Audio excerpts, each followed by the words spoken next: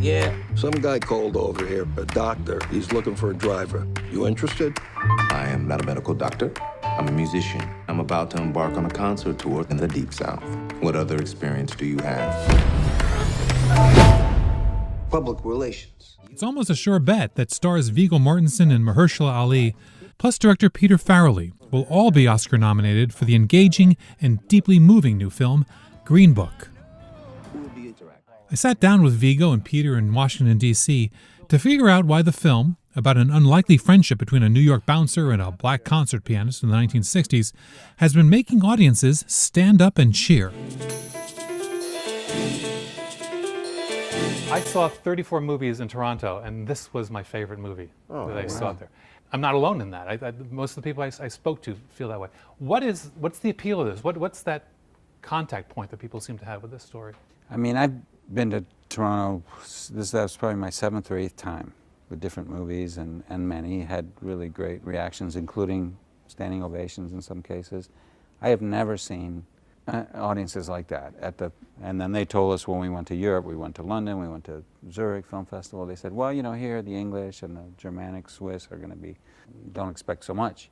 Same thing, everywhere we've gone. All I can say is that after each Q&A session that we've done, after a screening, people just rush forward because they have to talk about what they just saw. It's not like they're rushing forward with pens and they want us to sign autographs.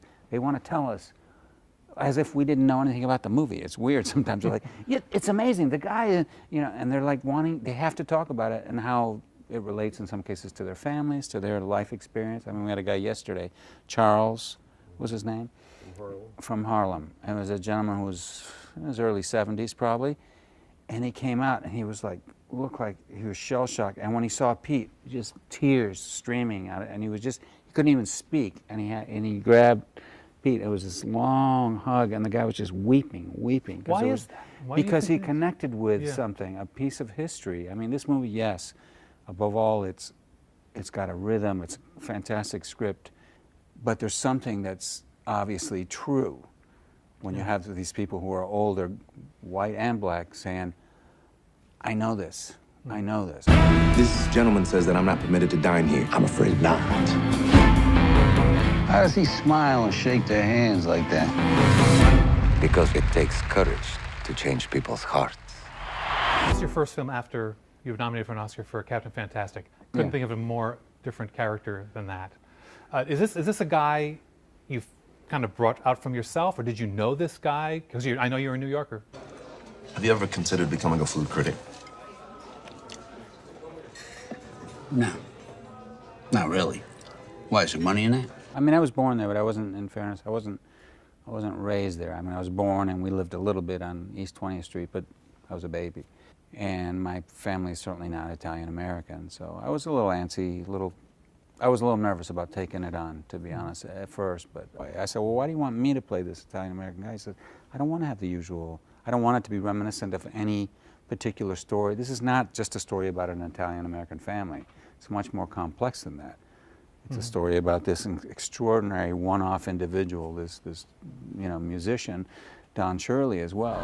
You only win when you maintain your dignity. You don't know your own people. You, Mr. Big Shot, doing concerts for rich people. So if I'm not black enough, and if I'm not white enough, then tell me, Tony, what am I? So we all came at it from the same place. It's like, let's be respectful of these individuals, the cultures they come from, but especially these two people who really existed. You've worked on TV by yourself, but this is the first time you've done a movie without your brother, Bobby. Was it weird to walk on a movie set without him? I missed him. You know, I wish he could have done it, but he had a tragedy in his immediate family, and he needed time away. So it wasn't an effort for me to move away from him. It was just that he couldn't work right then. Yeah. So at that time, I went off and did this. What does he bring to it that you would miss? He's hilarious. He would have brought a lot of, you know, he's always that.